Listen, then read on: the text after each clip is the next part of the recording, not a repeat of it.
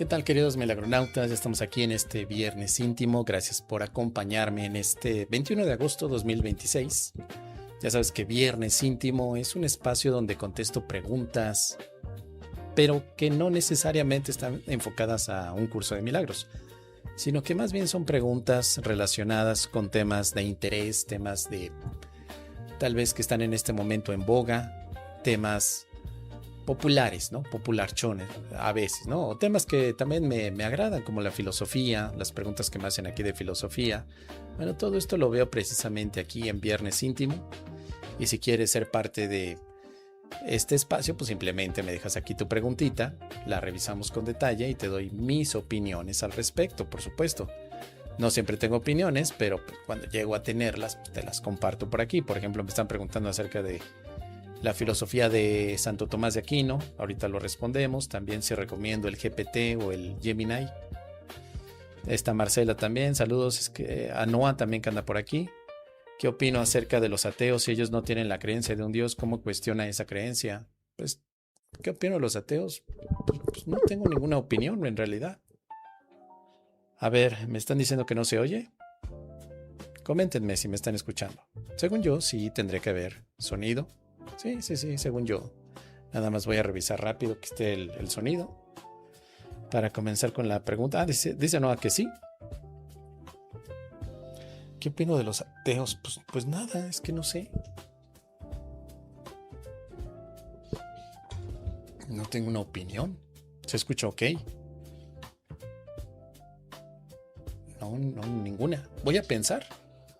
Si quieres me invento una opinión, pero pues no tengo ninguna hacia los ateos o a los creyentes tampoco, ¿no? Sin problema. Como hemos dicho, cada quien elige. Pero bueno, vamos a escuchar primero lo que nos dice Dorita. Aquí está. Vamos a escuchar qué nos dice. @MR Dorita Carvajal. Hola Mus, buenas tardes. En tu análisis de Santo Tomás en Perceptalia sobre la Suma Teológica, ¿qué puntos son los que más destacas y que te aportan y qué otros descartas por completo así de bolón ping-pong? Hablemos sobre la Suma Teológica de Santo Tomás de Aquino para poder ver algunos puntos en relación a cuáles son los que yo considero importantes, cuáles a lo mejor los que yo descartaría. Bueno, hay que recordar que la Suma Teológica de este hombre, de este intelectual, de este santo, por parte de la Iglesia, pues es una de las obras arquitectónicas del pensamiento occidental más imponente que exista en este momento, porque tiene una estructura que imita una dinámica circular dialéctica, así es como se le conoce. Es decir, toma la visión aristotélica de un motor, de un inicio, de causas, que se extiende de manera casi infinita. Es decir, el origen de todo en Dios. Dios es el origen de todo lo que vemos. Para Santo Tomás de Aquino es el motor inicial que mueve absolutamente todo y por lo tanto es el retorno de la creación hacia él. Entonces, desde ese punto de vista, ¿cuál es lo más valioso que tiene esta obra? Que no es necesariamente pues, una conclusión dogmática tampoco del siglo XIII, XIV, no, sino más bien es un método lógico. Santo Tomás comienza a utilizar la lógica, la racionalidad y la fe. De hecho, él hace una indagación bastante analítica sobre este aspecto. ¿Cuáles son los puntos que yo destaco? Mira, primero yo destaco este método escolástico, ¿no? Un método de cuestionar. Cuando tú lees la Suma Teológica, hay una cuestión, una pregunta, y lo que viene a continuación es una objeción. Luego, algo que está en contra de esa objeción y finalmente se responde la pregunta. Es un método que se conoce así, el escolástico, precisamente porque tiene ese tipo de inicio con una indagación, con una pregunta, pero lo primero es que se presentan sus objeciones, no se presenta a favor de. Entonces, bueno, se presenta la postura contraria en su versión más fuerte antes de responder con un ejercicio de honestidad intelectual extraordinario, ¿no? Por ejemplo, él decía, Dios existe y vamos a ver las objeciones primero. ¿Cómo va a existir un Dios que, si es amor, está teniendo poca participación en este mundo donde vemos que las personas se siguen atacando unas a otras, ¿no? Por ejemplo, empezamos con la indagación, con la pregunta, luego nos vamos a la objeción y luego vendrán ya las otras visiones acerca de cómo responder la pregunta. Entonces, lo que hace este tipo de método escolástico es no construir hombres de paja, es decir, no utilizar la falacia de minimizar el argumento de los demás, sino que más bien a ver todas las objeciones primero para luego encontrar racionalmente cuál podría ser el argumento definitivo que apoye a la cuestión. Con esto se crea entonces un mecanismo lógico. Y ahí es donde este punto destaca bastante de Santo Tomás. Lo propone como una visión bastante interesante, comenzando por esta parte de las objeciones que tal vez al principio nosotros podamos pensar que eso tendría que venir después. O sea, yo te presento una duda y te hablo a favor de ello. Lo que hace Santo Tomás es que te presenta la duda y te habla en contra, cuáles son las cosas que se objetan. Y eso está muy interesante, eso es lo que yo definitivamente destaco de él. Destaco, por supuesto, también las 5 vías, ¿no? Que es el camino que vemos en la suma teológica, porque más allá de la vigencia que pueda tener esto en la física moderna, por ejemplo, las vías del movimiento, causalidad, contingencia, grados de perfección o incluso finalidad, pues estas 5 vías que él propone siempre aportan una noción de causalidad primera, que es Dios, el ser necesario. Es un marco que vemos que se desarrolla de una manera muy fina para pensar cómo podría haber sucedido o por qué ha sucedido lo que vemos, por qué sucede lo que vemos, por qué sucede aquello que consideramos que existe. Entonces, las 5 vías que él propone son de verdad una forma monumental para poder llegar a la racionalidad o desde la racionalidad a una fe. Luego también, por supuesto, el aspecto epistemológico de esta fe, de la fe y de la razón, porque Santo Tomás establecía que la fe y la razón no se contradicen, sino que más bien se complementan. La razón tiene su propio ámbito, por supuesto, autónomo y válido para operar, pero también se asientan las bases para que el pensamiento racionalista más adelante se convierta en gran parte en el pensamiento científico. Pero ya en ese momento Santo Tomás decía, si somos seres pensantes porque Dios nos creó para pensar, tenemos la oportunidad de razonar, por supuesto que necesitamos utilizarla en favor de la fe.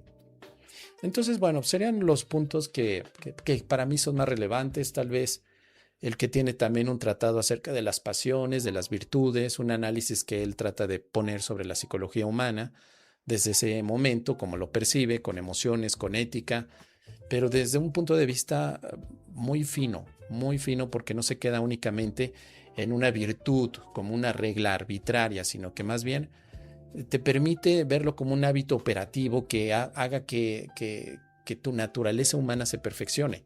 Eso es interesante. Es decir, perfeccionar constantemente tu virtud para que alcances entonces el estado de plenitud espiritual que se propone dentro del ámbito religioso. A mí me parece muy bien, porque pues tiene una visión ética bastante sólida, que está además fincada en el uso del razonamiento.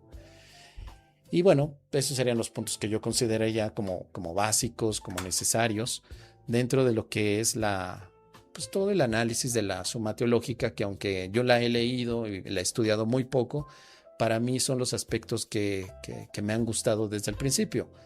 En este sentido, hay muchos estudiantes de filosofía que se declaran tomistas, es decir, siguen a rajatabla todo lo que plantea, por supuesto, Santo Tomás. Hay bastantes que son muy son el fandom de Santo Tomás.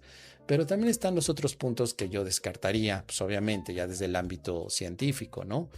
La cosmología aristotélica, pues no tiene nada que ver con lo que sabemos hoy de la cosmología, tal como el estudio que tenemos, porque pues al final lo que hacía Aristóteles en su cosmología, pues era una concepción del cosmos basada en esferas celestiales.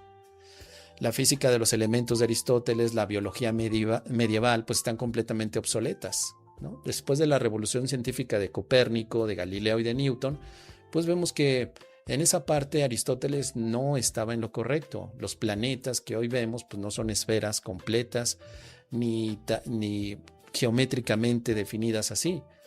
Los elementos que plantea Aristóteles también están incompletos. Tenemos otros elementos que desde la visión científica conformarían las partes más fundamentales de la materia. Entonces, bueno, todo lo que tiene que ver con esta parte física, pues es algo que yo descarto de la suma teológica. No es algo que ya tenga vigencia, pero en cierto sentido tiene obviamente un aspecto histórico necesario con Aristóteles. Lo segundo, pues obviamente sería la jerarquía ontológica que tiene la mujer y la antropología biológica, porque si te fijas, lo que hace Santo Tomás es asumir una noción aristotélica de la mujer como un varón frustrado. O sea, eso es lo que decía Santo Tomás y eso es lo que decía también Aristóteles. La mujer es un varón frustrado, o sea, no le alcanzó para llegar a ser hombre o varón, un varón incompleto, ¿no? Obviamente que su biología del desarrollo humano carece de validez científica actual, o sea, no podemos pensar que una mujer es así, tiene sus propias características. Eso también yo lo separaría sin ningún tipo de aspectos, ¿no? También la justificación de la pena de muerte, quizá hasta la persecución de la herejía, porque argumentar que falsificar la fe es peor que falsificar la moneda, que es lo que decía Santo Tomás, y que por ello se requiere la pena de muerte, pues obviamente está reflejando constantemente todas las estructuras de control político y religioso que en ese momento se estaban dando. Es parte de ese feudalismo medieval en la época de Santo Tomás. Así que bueno, pues son totalmente valores o quizá ideas incompatibles con lo que representaría la verdadera libertad humana. Y por supuesto el tema de la angelología, que es hiper especulativa desde el punto de vista que plantea Santo Tomás, porque obviamente las disputas detalladas de cuántos ángeles hay, cuántos pueden estar en un lugar, porque sí, en la suma teológica aparece eso, ¿no? O sea, ¿cuántos ángeles pueden estar en un lugar? Es importante, es necesario, para Santo Tomás lo era, ¿no?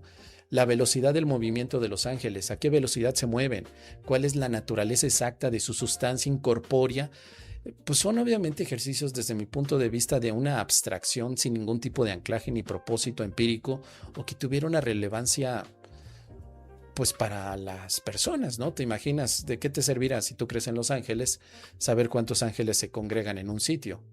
O sea, ¿qué más te da que sean 1000, 2 o 1,000,000?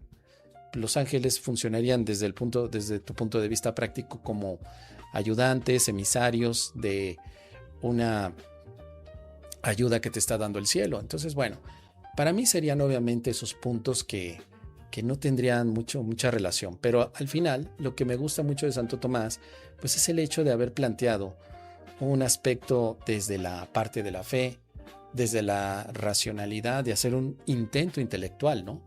Y aprovechando el tema, antes de concluir, porque también Dorita me pregunta que, dice por aquí, otra pregunta, ¿crees que la Iglesia Católica no adoptó esta filosofía de unir la racionalidad y la fe?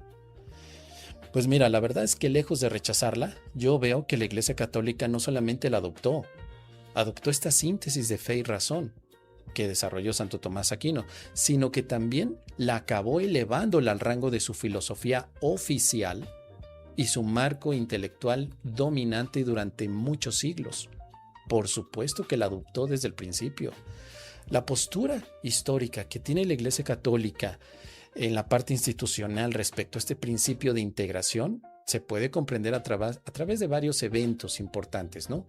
Cuando el tomismo se convierte en una doctrina oficial, que después del siglo XIII, cuando Tomás de Aquino presenta esta obra, se le canoniza en ese siglo, en 1300 y algo, y se le proclama a Santo Tomás como el doctor de la Iglesia en el siglo XVI, por ahí de 1520 o 1530, no me acuerdo bien. Es el doctor de la Iglesia, o sea, no doctor médico, el doctor, el de alto nivel de intelectualidad. Y luego también el Papa León XIII lo promulga como el Padre, ¿no? Dentro de una encíclica que tiene, algo así como el Padre Eterno, declara también a Santo Tomás y al tomismo como la filosofía guiadora de la educación católica. O sea, un sacerdote tiene que estudiar esto necesariamente, sí o sí, porque es justamente la forma en la que se puede integrar la parte racional y que no se acuse a la institución católica únicamente como puro acto de fe, sino que se estudia porque esta fe y esta racionalidad pueden convivir. Entonces, La Iglesia ha definido formalmente que la existencia de Dios puede ser conocida con certeza mediante la luz natural de la razón. Esto ya lo dice la Iglesia Católica desde el siglo XIX. Ya es el dogma del Vaticano, por supuesto. Dice que si tú vas con el Papa y le dices, oiga, pero fíjese que me están diciendo que yo tengo que aceptar todo desde un acto de fe, te va a decir, no, también está la razón, tienes que utilizarla porque tenemos a uno de los grandes, que fue Santo Tomás de Aquino, que lo demostró. Entonces, la razón humana, a partir de cosas creadas, permite que haya una luz interna que permite entender desde dónde viene todo lo creado desde una forma pues bastante estructurada.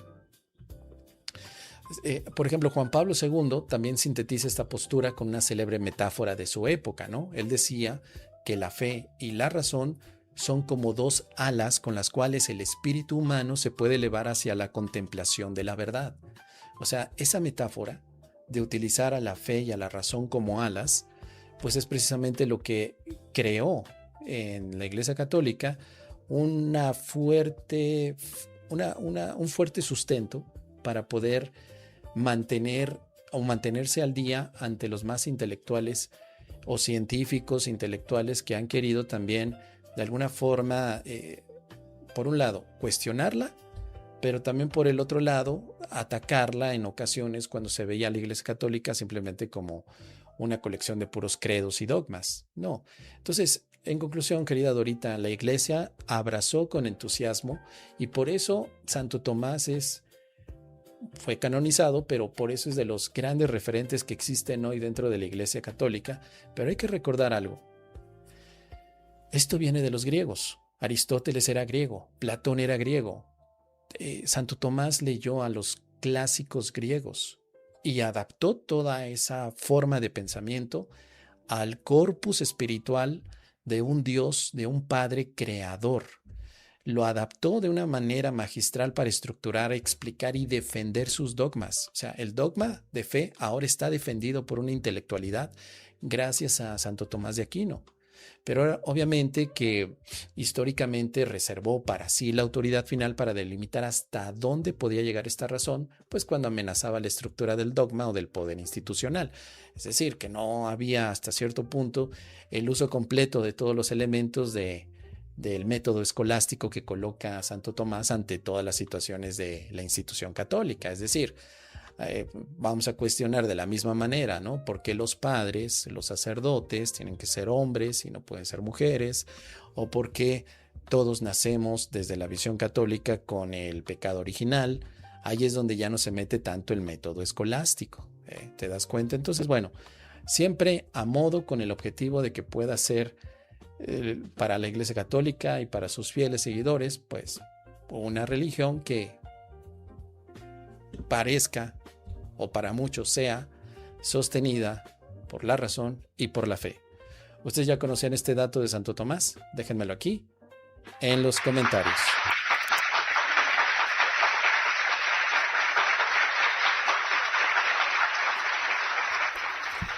Los ateos son los creyentes, porque si no creyeran no serían ateos. ¿Qué opinas, Mos? Pues hablemos de los ateos, si quieren, en un momento, porque creo que hay bastantes confusiones sobre lo que es.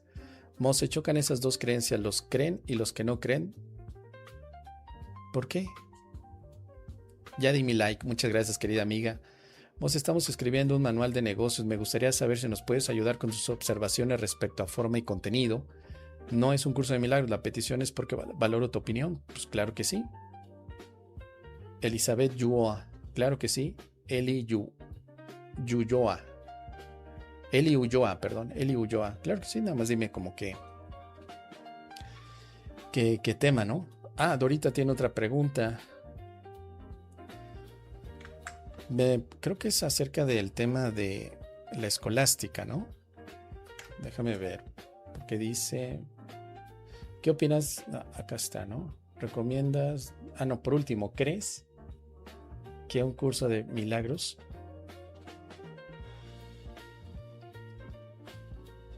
Buena pregunta. Vamos a ver. Déjame copiarla por aquí para que la escuchemos con... Aquí está. Vamos a escucharla.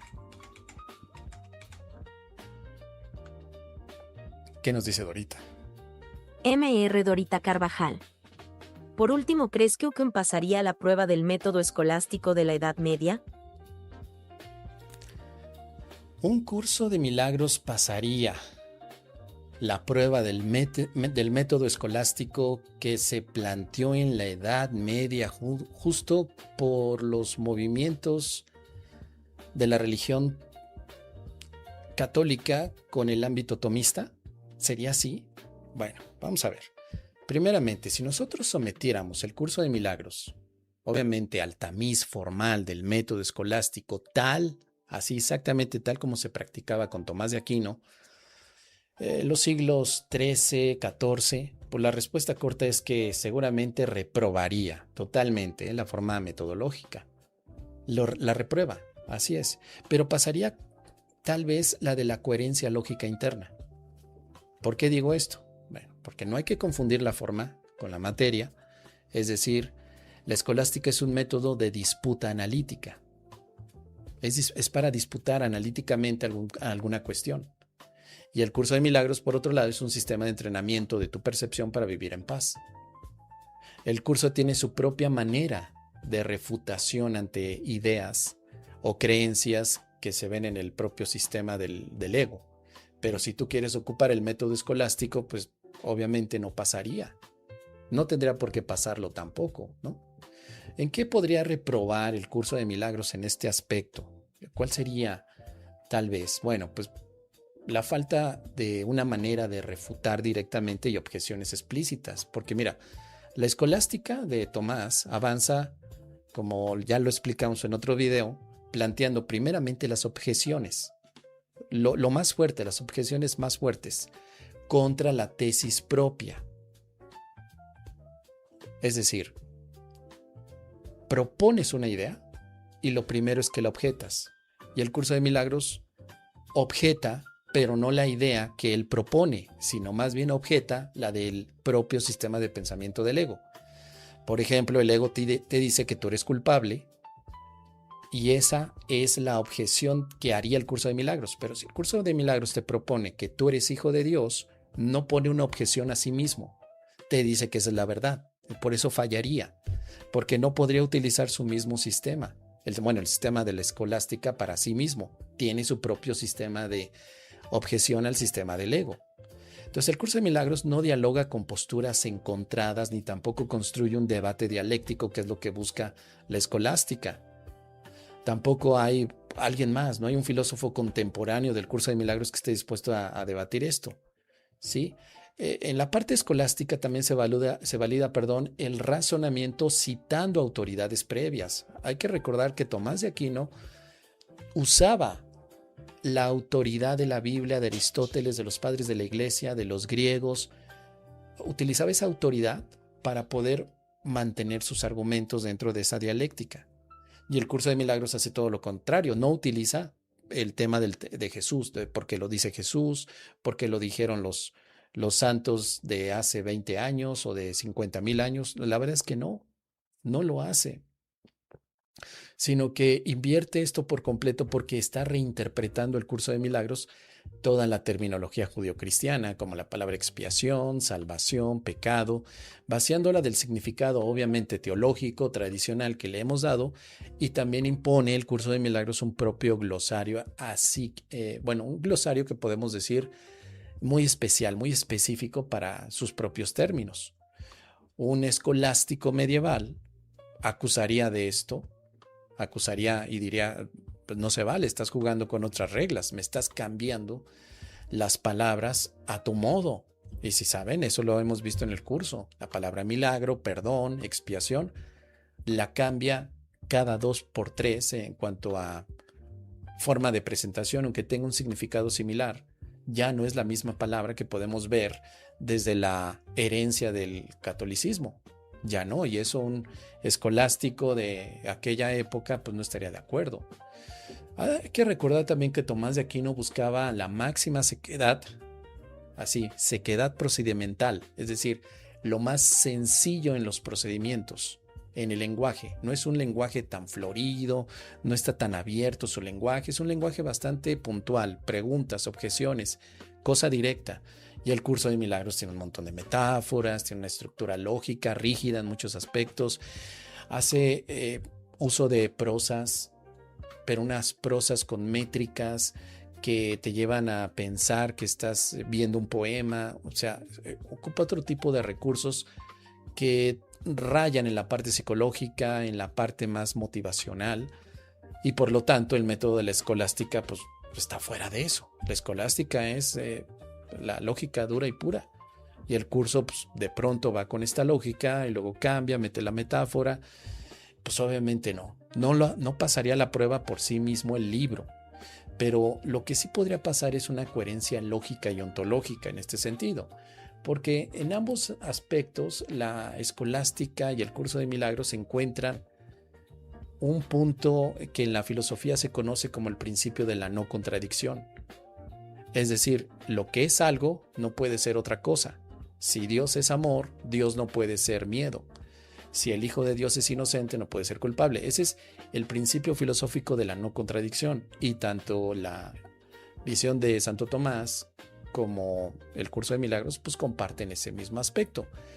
Se habla de la sustancia y también de este no dualismo estricto, es decir, la escolástica detecta inconsistencias ontológicas. El curso plantea también axiomas centrales donde Dios es la verdad y no puede ser la mentira.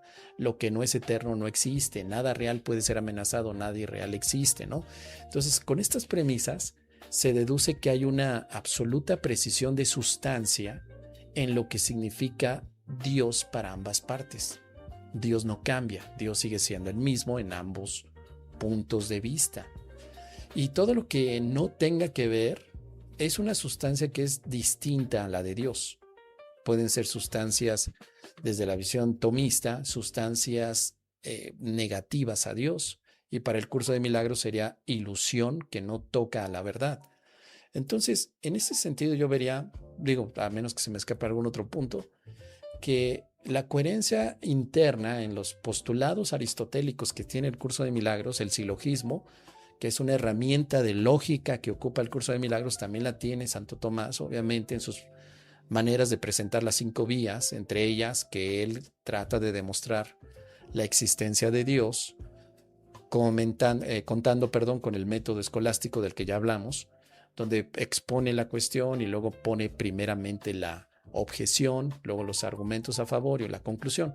Bueno, el curso de milagros no lo presenta así, hace otro tipo de expresión, pero no va a demostrar la existencia de Dios. Entonces ahí ya tenemos otro punto distinto. Al curso de milagros no le importa demostrar que Dios existe. Más bien es un método apofático. Vas a quitar los elementos que te impiden experimentar la existencia de Dios. Y Santo Tomás, pues lo que haría es que toma la base de que Dios existe y de ahí construye otro tipo de lineamiento, de razonamiento para llegar a que nos pueda convencer de que Dios existe. Entonces, en conclusión, no pasaría la prueba, porque el método escolástico está muy puntualizado para los ambientes, para el ambiente teológico. El curso de milagros no es teología, no lo es. Es un sistema de pensamiento que te lleva a la paz. El curso de milagros, como lo he dicho, se parece más a la filosofía de la mente, un poco más a lo que Hegel decía, algunas cosas de Friedrich Nietzsche, algunas cosas de Schopenhauer, algunas cosas de Platón. Pues es un sistema más filosófico que no necesita pasar por el ámbito de la escolástica. La escolástica fue más para el ámbito teológico. Los que estaban en ese momento, en la Edad Medieval, ahí estaban demostrando con el uso de la razón y de la fe. Así que esa es mi conclusión. Pero ¿ustedes qué opinan? Déjenme aquí sus comentarios al respecto.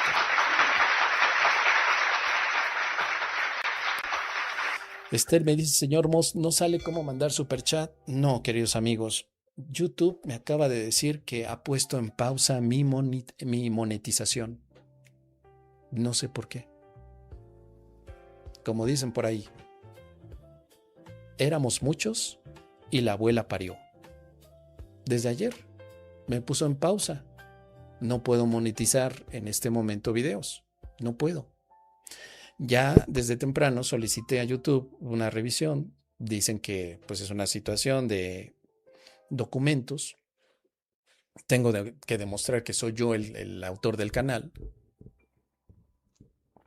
Y mientras tanto, YouTube detiene la monetización, me ha detenido las membresías. A lo mejor a ti te van a salir aquí los comerciales, pero esos comerciales, de esos anuncios, pues no es, hoy, a partir de hoy no tengo nada. Entonces lo detiene, está detenido. Así que, querida Esther y amigos, pues no, en este momento está detenida en mi canal, en este canal, no sé por qué. Tal vez por nuevos cambios que hicieron. Si ustedes me quieren apoyar, pues puede ser por PayPal. Vayan aquí a primerotupaz.com, ahí hay otras maneras de hacer donaciones. Está por PayPal, está por Stripe. Los que tienen mi cuenta de depósito bancario también lo pueden hacer. Pero pues, por el momento, hasta que yo les avise, en este momento no hay monetización. Todos los videos que estén aquí, pues van a estar saliendo así, básicamente sin nada más que de donde yo pueda tener ingresos, que es lo que normalmente tengo por este canal. Pero hoy, 21 de agosto, que de hecho tenía que caer un pago el día de hoy de YouTube, pues no, me lo detuvo. Entonces, bueno, estoy arreglando esa situación y por eso es que no están saliendo las opciones para que tú des un super chat. Si ustedes me quieren apoyar económicamente, tú me quieres apoyar, querida Esther, me puedes mandar un mensaje por WhatsApp, si quieres, y te doy con PayPal, o te puedo pasar por medio de Stripe la manera de pagar con tarjeta de crédito, hacerme un donativo con tarjeta de crédito. Lo puedes hacer. Si quieres hacerlo por parte de YouTube, puede ser por PayPal, o como te digo, vete ahí a primerotupaz.com y ahí vienen todas las opciones para que puedas hacer también pagos y donativos. Así que bueno, vamos a esperar y tan pronto me avise YouTube, les comento qué ha pasado, queridos amigos.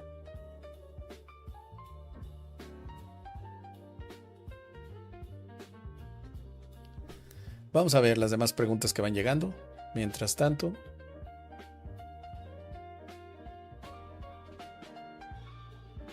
Noah tiene una pregunta. Vamos a ver qué nos dice Noah.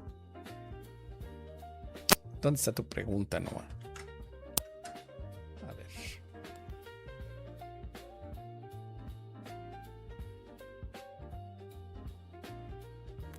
Aquí está. ¿Dónde está?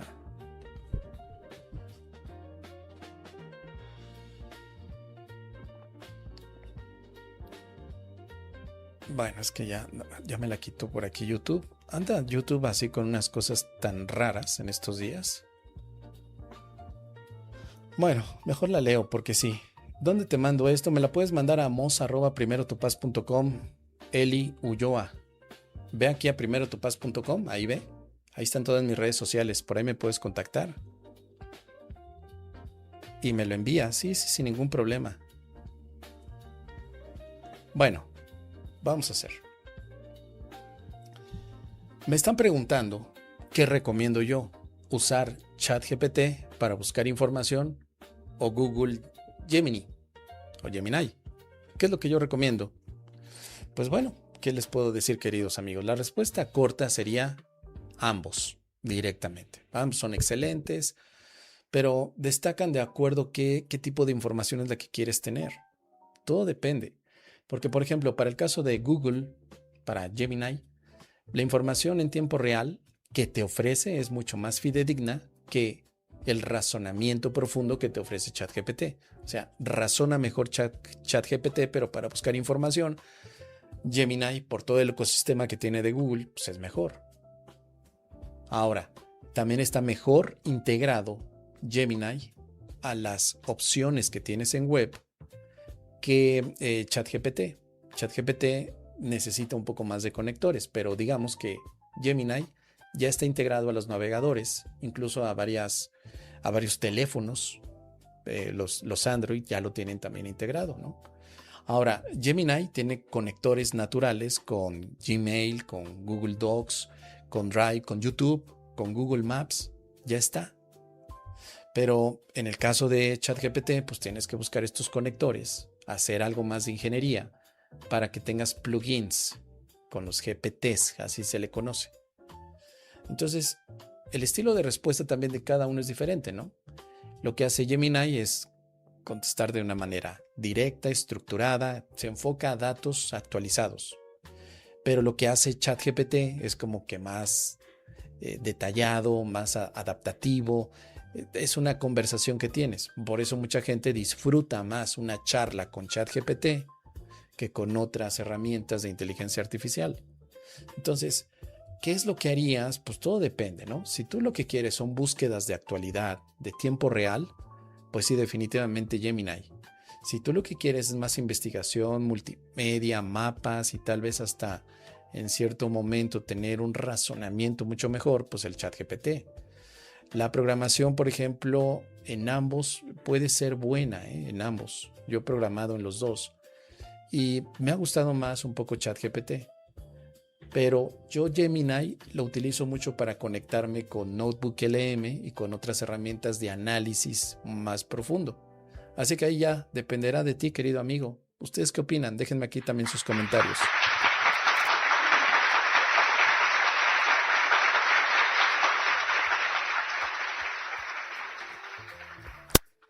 Vamos a ver qué otras preguntas tenemos.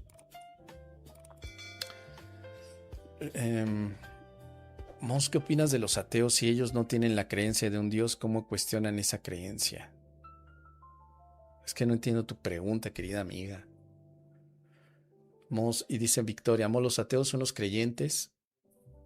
Porque si no creyeran, ¿no serían ateos?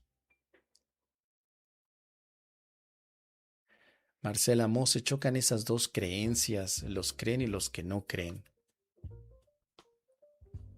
A ver, ¿qué piensa de que la gente diga hay que mandarle luz a alguien? Pues no pienso nada, querida Esther. ¿Qué podría pensar? ¿Qué pienso de las vidas pasadas cuando te hacen regresión? Explique. Y de las vidas pues no están comprobadas. No hay evidencia contundente de que haya vidas pasadas. Lo podemos ver. No sé si ya se paró el chat. Déjenme ver. Porque no están llegando nuevas preguntas. Déjenme revisar. Y vamos a ver alguna de estas preguntas, ¿no? Vamos a revisar la de los ateos. Sí, creo que podemos hacer algo sobre el tema de los ateos.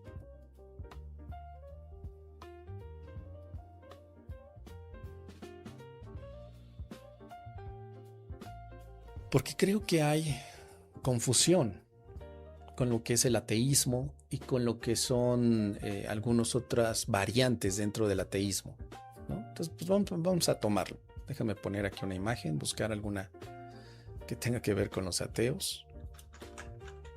Ateos y creyentes, ¿no? Porque también están los agnósticos, no hemos hablado de ellos. Ahí están, vamos a dejar esto por aquí, sí, ahí así. Sí, creo que aquí vamos a dejar estas imágenes. Y vamos a responder esta pregunta que nos hace Marcela. Marcela me pregunta, más déjenme ver si está por aquí, Marcela. Sí, aquí está, vamos a escuchar. Pensé que no, pero vamos a escuchar.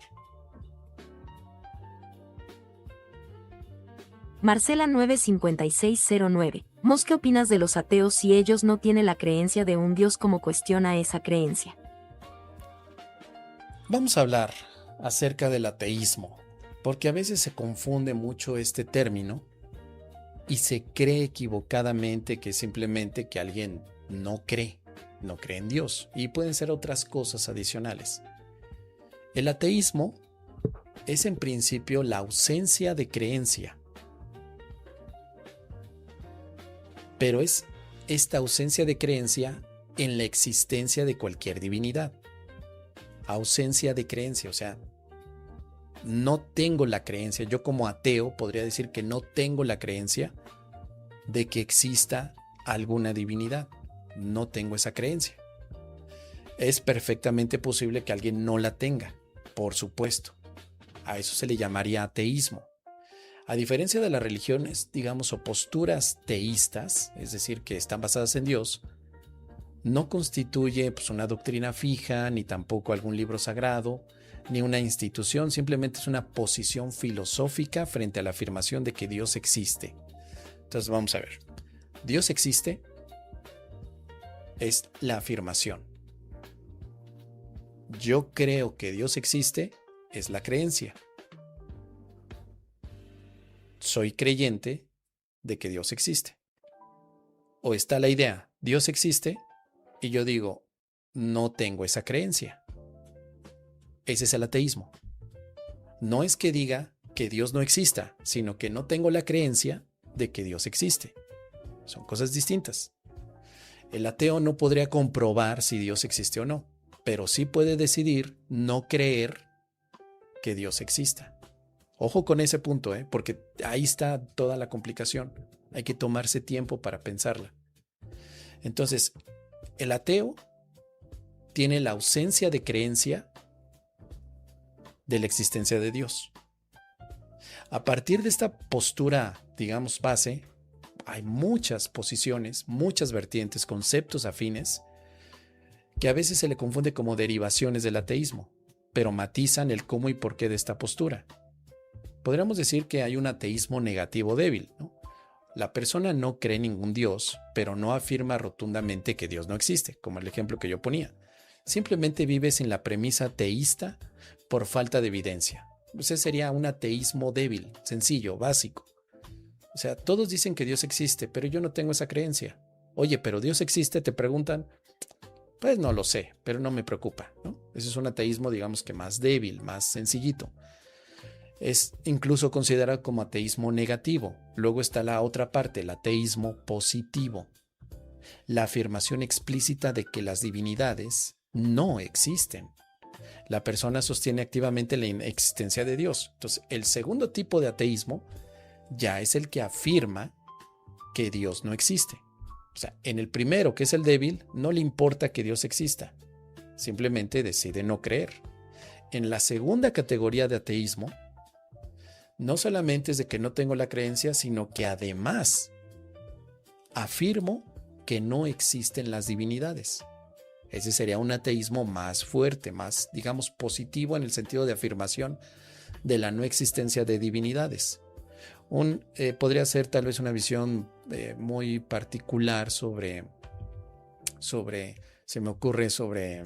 Sartre, que decía que el hombre está condenado a ser libre y por eso tiene una libertad absoluta porque no hay ningún Dios al que le tenga que rendir algún tipo de cuentas. No existe Dios para Sartre, no hay Dios. Él lo afirma y toda su filosofía podría ser un ateísmo positivo. Luego tenemos un ateísmo explícito o implícito. El implícito ocurre cuando no se cree por desconocimiento del concepto. Así como, por ejemplo, un bebé. Un bebé o alguien que nunca oyó hablar de Dios, pues no puede saber si Dios existe o no puede tener la creencia, porque es un bebé, todavía no tiene el concepto desarrollado de Dios. Ese sería como un ateísmo implícito. No sabe, no ha escuchado acerca de Dios, no ha llegado a conclusiones. Pero también el explícito, cuando ocurre que la persona conoce el concepto de Dios y decide consistentemente no creer, que ese es ya explícito. O sea, yo ya me enteré. Puedo decir, por ejemplo, estuve en la religión católica, estudié la teología de Santo Tomás de Aquino, llegué a mis propias conclusiones y aún así, sabiendo que hay un concepto de Dios, decido conscientemente no creer.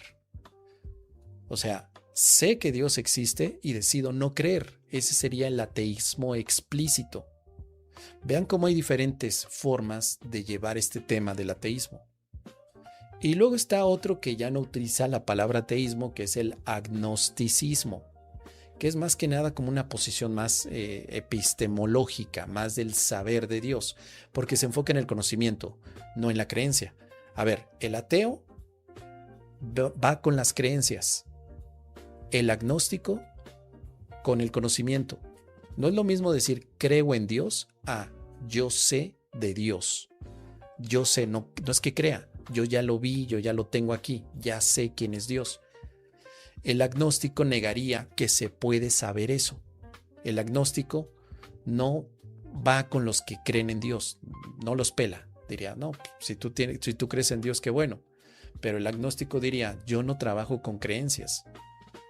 Yo sostengo, diría un agnóstico, que la existencia de Dios o de la verdad, de lo absoluto, pues es totalmente desconocida para un ser humano, que es algo completamente imposible de conocer.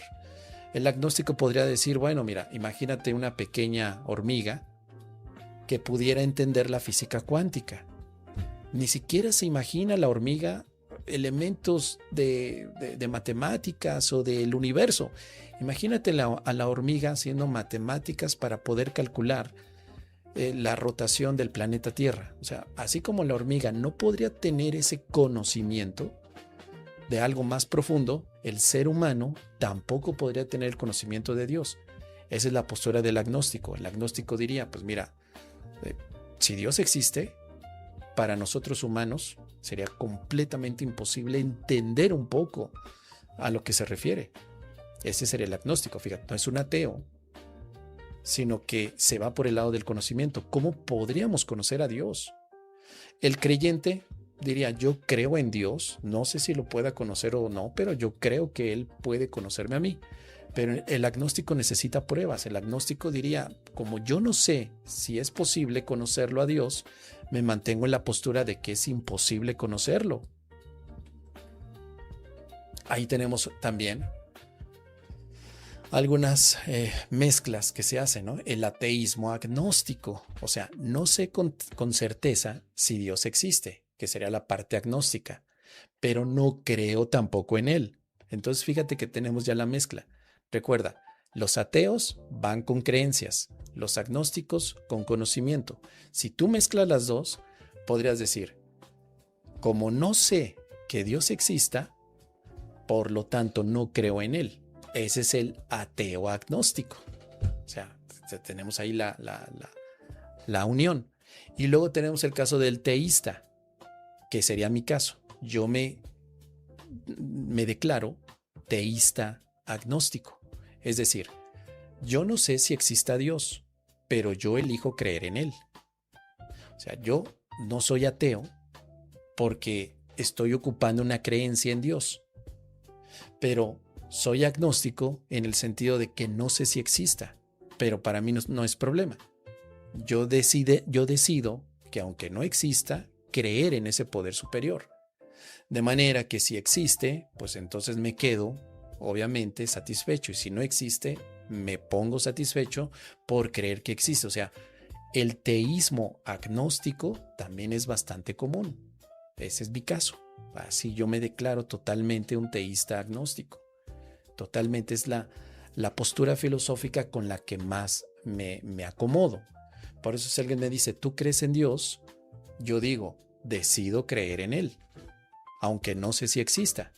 Entonces si alguien me dice, demuéstrame que Dios existe, le diría, no te puedo demostrar que existe, pero elijo creer en Él.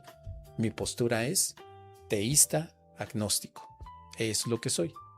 Ahora, de ahí pues vienen muchas otras corrientes con el tema del antiteísmo, que no significa directamente que eres un, digamos, creyente, tampoco, ¿no? El antiteísmo pues es una postura activa que no solo no cree en Dios, sino que se considera que las religiones organizadas o el teísmo además son dañinos para el desarrollo moral, social y científico de la humanidad. Podría ser tal vez en ciertos aspectos el punto de Friedrich Nietzsche, que él decía que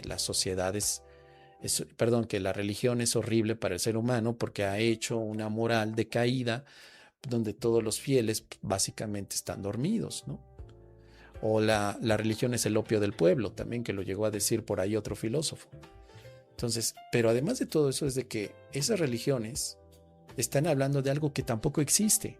Ese sería el antiteísmo, ¿sí? Fíjate, no es agnosticismo ni tampoco es simplemente ateísmo, es antiteísmo, antidios. Es diferente que ateo. O sea, vean cómo hay muchísimas derivaciones, muchísimas.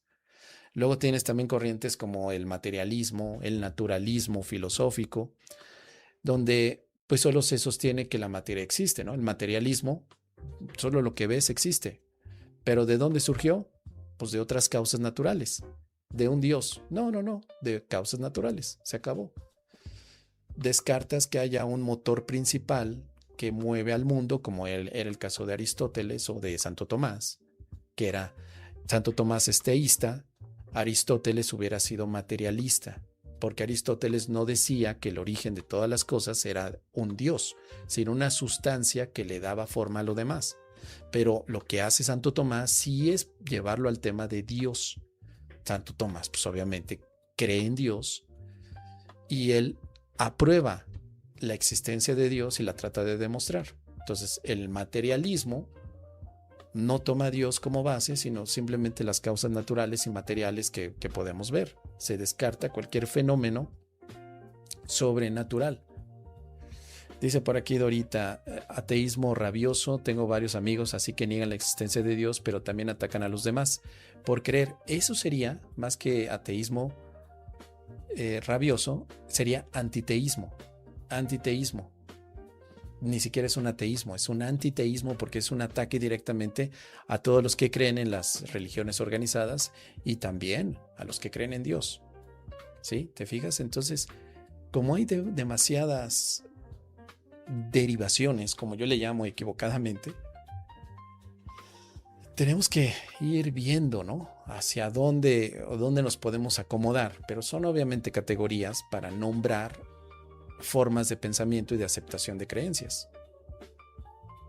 Luego también está otro, ahora ya investigando, que se llama ignoticismo. Igno de ignorancia, ignoticismo. Ignosticismo, así es. Y apateísmo, también son los otros dos. El ignóstico, no el agnóstico, el ignóstico considera que el término Dios carece de significado coherente o de coherencia lógica, por lo que la pregunta sobre su existencia no tiene sentido hasta que se defina correctamente, ¿no? El ignóstico diría, a ver, ¿a qué nos referimos con Dios? No, que Dios es lo que está aquí, es invisible, Dios es la materia. Bueno, como no nos ponemos de acuerdo todos en qué es Dios, ignoremos el tema de Dios. Viviré sin la idea de Dios. Ese es el ignóstico. Considera que el término no tiene un significado coherente, el término Dios, porque Dios es para cada quien diferente. Bueno, y luego está también el apateísta, que adopta una postura de completa apatía o indiferencia. Ese ya no llega a una conclusión de que como no entendemos qué es Dios, ignoramos. No, ese es, me vale, me importa un bledo si Dios existe, yo tengo que trabajar, yo tengo que ganar dinero, yo tengo que hacer cosas en la vida. Es irrelevante para mí Dios, para mí lo más importante es despertarme por las mañanas, comer, alimentarme, conseguir trabajo, tener mi primer departamento, venderlo, ganar dinero, ser esclavo del temach. Para mí ese es el apateísta, el que tiene apatía por Dios. Apateísta es el que vive apático a Dios, o sea, no ha hecho un acto de reflexión sobre si Dios existe, no existe, sobre si quiere creer o no creer, sino simplemente dice hay cosas más importantes que andar pensando en Dios. Así que podemos ver que el ateísmo define lo que no se cree, la ausencia de fe teísta, pero hay filosofías como el racionalismo, el naturalismo, el humanismo que planteaba Sartre, que definen en lo que sí se confía. Sartre decía, bueno, pues yo solamente puedo confiar en la razón, en la fe o en la mala fe, también, que es otro concepto interesante de Sartre, en la evidencia, en lo que veo, en la experiencia humana. Como a Dios no lo veo, pues no hago nada con esa idea, o la niego completamente, o decido aceptarla temporalmente. O sea, hay muchas derivaciones. Con eso terminaremos este viaje de todas las partes del ateísmo. Si ustedes quieren que las veamos con más detalle, pues avísenme y nos dedicamos a una. ¿Qué les parece? Déjenme aquí sus comentarios al respecto.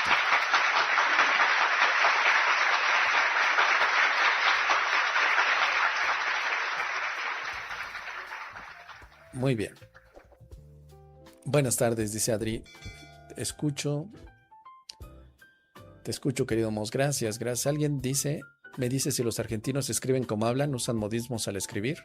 Pues creo que todo mundo, querido amigo, también los mexicanos. Buen día, quizás ya lo habrás comentado, pero no me tocó los libros de conversaciones con Dios filtrados a través de un curso de milagros, ilusión o verdad. Pues, ¿qué te puedo decir? Lo he comentado en varias ocasiones. Yo tengo mi opinión. ¿Quieres mi opinión? Pero no desde el curso de milagros, ¿no? sino mi opinión directa al respecto. ¿Qué opinión tiene de la glándula pineal? Bueno, déjame ver las de Esther, que me está enviando varias.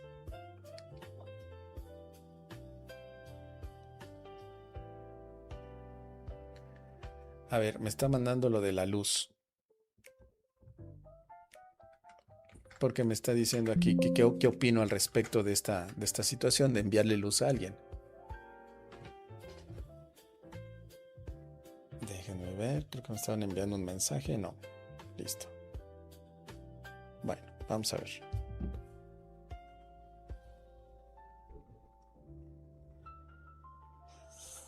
Vamos a ver qué nos dice Esther.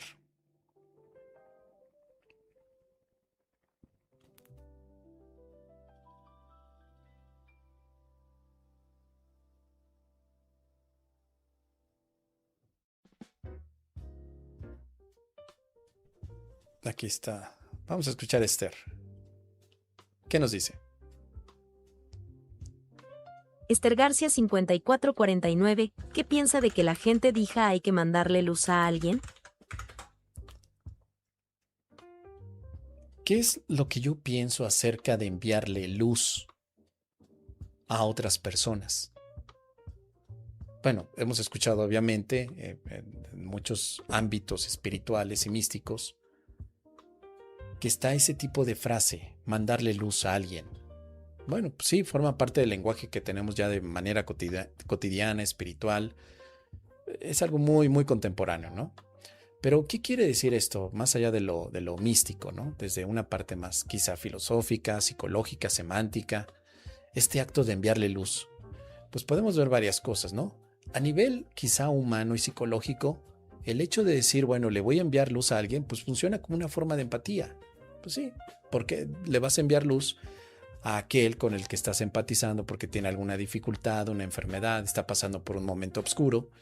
Es como una forma de decir, bueno, estás expresando tu deseo de que la persona reciba claridad, que reciba paz, que reciba fortaleza y que por supuesto puede funcionar de manera similar a una oración tradicional. Algunos, en lugar de hacer oración, pues envían luz porque se sienten empáticos. Luego también está el otro tema, ¿no? El sesgo de control desde el ámbito psicológico. ¿Por qué? Porque está como que la ilusión del efecto a distancia. Es decir, estás enviando de un punto a otro, como que estás transfiriendo energía lumínica. ¿Pero por qué?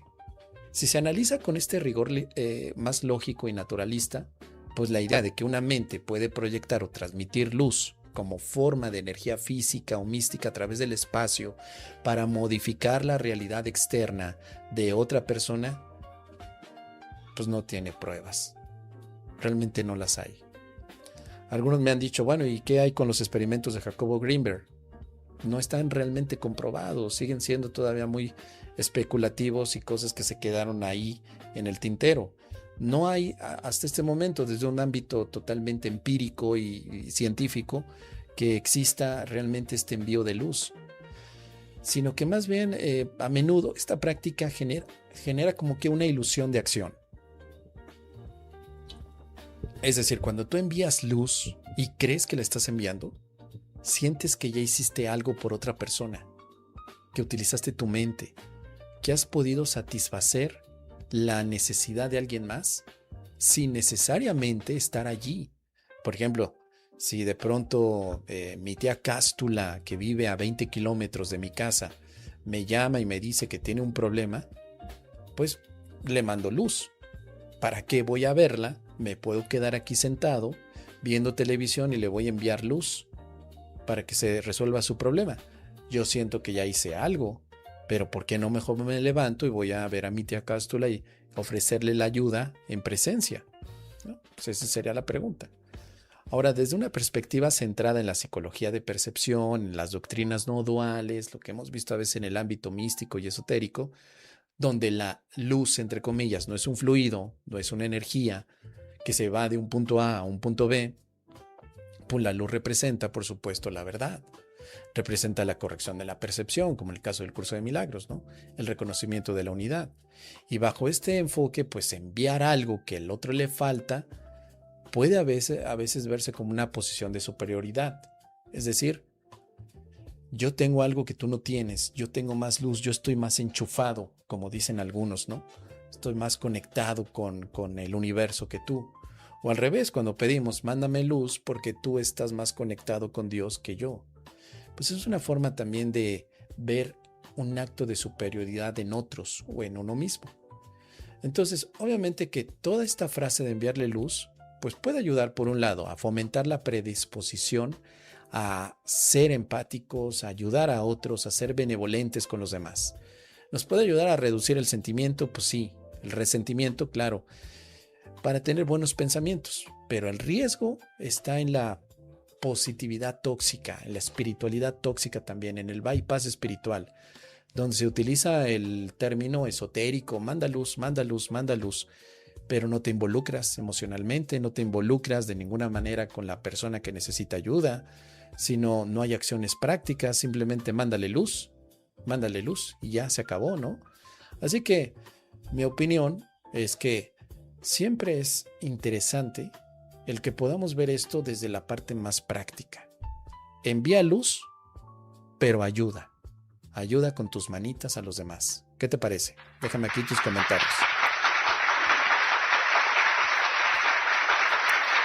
Hola, Amos. ¿Por qué tomamos actitudes sumamente migajeras? Pues porque no creemos que haya amor en nosotros, querida Patti, por eso. Pensamos que nacimos sin amor y tenemos que buscar migajas de amor. No sabe que existían tantos términos relacionados a Dios, bueno, al teísmo y ateísmo, claro que sí. Tu opinión es más que válida, ahorita lo vemos. Les recuerdo que está desactivada la monetización de este canal. YouTube la pausó, no sé por qué. Ya estuve hablando con ellos temprano, pero en este momento no puedo recibir superchats. No estoy teniendo ingresos en este momento de este canal. Lo digo para los que se van conectando tarde. Si ustedes quieren hacerme un donativo económico, pueden ir aquí a Primero Tu Paz. Y ahí está la forma de hacerlo por Patreon, por PayPal, están mis cuentas, o me mandan un mensaje por WhatsApp si me quieren hacer algún tipo de apoyo, con todo gusto, pero por el momento YouTube me limitó, ¿sí? No porque haya yo infringido alguna de las reglas, simplemente porque dice que tiene que revisar mi estatus de creador de contenido y tengo que mandarle documentos para decirle que soy yo. Eso es todo. O sea, no porque se haya infringido nada. Dice José Luis, una persona no puede con la lectura del curso. ¿Recomendarías alguna lectura que pudiera apoyar el cambio de percepción? No, yo le recomendaría que lo lea con cuidado, nada más, con tiempo.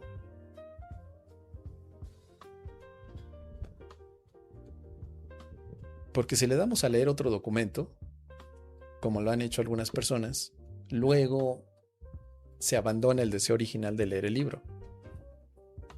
Bueno, ahorita lo voy a comentar. Déjame ver las preguntas. ¿Dónde están las preguntas? Acá. Para ver dónde me quedé. De las vidas pasadas. Este tema también me lo pregunta Esther. Obviamente les voy a dar mi opinión. Por supuesto, ¿no?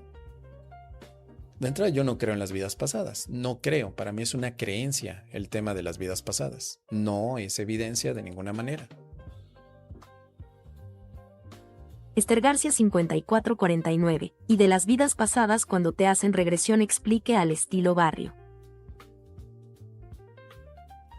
¿Qué es lo que yo pienso acerca de las vidas pasadas, sobre todo cuando hay este tipo de terapias de regresión? Regresión a vidas pasadas, que obviamente ha estado de moda desde hace varias décadas y para muchos puede ser incluso la manera contundente de saber que hay reencarnaciones, que hay otros momentos en los que nuestra alma está por un viaje temporal con el uso de los cuerpos. Es una técnica, esta regresión, que se empleó en el ámbito de la hipnosis clínica, para empezar, pero también toca los aspectos de la psicoterapia transpersonal y también diferentes corrientes esotéricas que estuvieron muy en boga en los años 70 y 80 y que se conoció como el movimiento de la nueva era o New Age. Esta terapia consiste principalmente en inducir un estado alterado de conciencia, que puede ser un trance hipnótico, puede ser una relajación profunda, para guiar a la persona a recordar vivencias que supuestamente pertenecen a encarnaciones anteriores. Supuestamente, ¿no? Ahora, ¿qué es lo que ocurre en este tipo de sesiones de regresión? Bueno, podemos ver tal vez desde un ámbito de la explicación psicológica o neurocientífica, y también desde el otro punto, por supuesto, espiritual o místico, ¿no? En primer lugar, veamos el punto desde la psicología, el punto que se ha estudiado este fenómeno también por la sección de la neurociencia. Desde la psicología cognitiva podríamos decir que este tipo de recuerdos de vidas pasadas surgen en hipnosis. Y lo que surge en hipnosis no puede probar nada. No puede probar a la reencarnación, porque en el ámbito de la hipnosis se construyen muchas cosas, muchas imágenes, muchos recuerdos. Se pueden construir estas imágenes mentales donde el cerebro, que ha estado almacenando durante muchos años miles y miles de datos consumidos a través de fragmentos de películas, de novelas, de clases de historias, documentales, conversaciones, pues durante un trance hipnótico la mente recupera esa información olvidada y la ensambla como si fuera una vivencia propia y real. Entonces no podemos realmente asegurar que en ese momento estés recordando, sino que estás construyendo un recuerdo nuevo.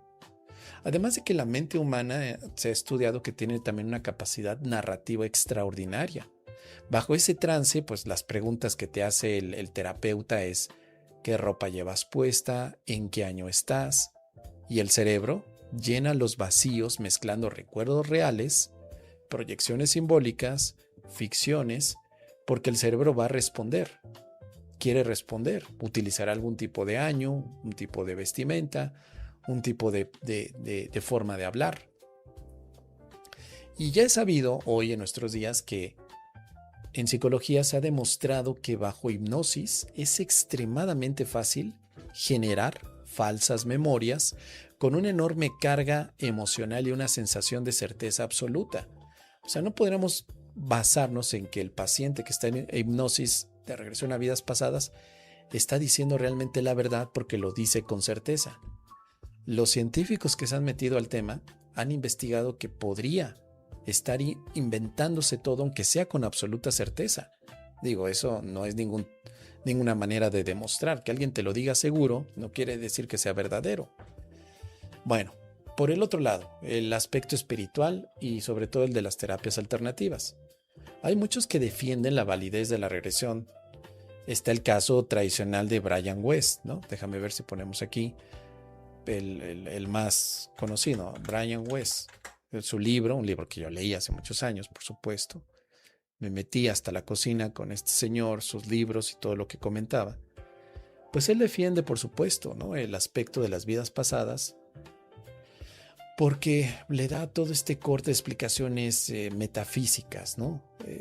Él habla mucho de estos campos morfogenéticos, campos mórficos, memorias del alma, donde se asume que la conciencia no se destruye con la muerte biológica, sino que conserva la memoria de encarnaciones pasadas a través de este trance y que por supuesto se accede a ese recurso o ese registro inconsciente, digamos que a nivel universo, los registros acásicos, ¿no?, o akáshicos. Ahí se mete otro tema también que ya hemos visto en el canal.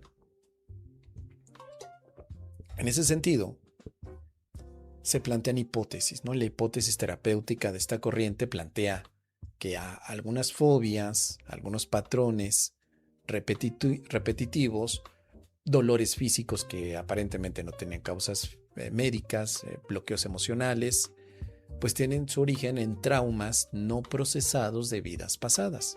Esta es una de las ideas más populares que a lo largo de los años se ha mantenido, ¿no? O sea, si el día de hoy te está doliendo la espalda es porque una vida pasada tuviste algún trauma, un choque, y que a través de la regresión de vidas pasadas vas a poder encontrar cuál es y trabajar en consecuencia. Se dice que cuando tú revives esa muerte o ese evento traumático en la regresión, pues el paciente va a experimentar una catarsis y se va a liberar entonces del síntoma.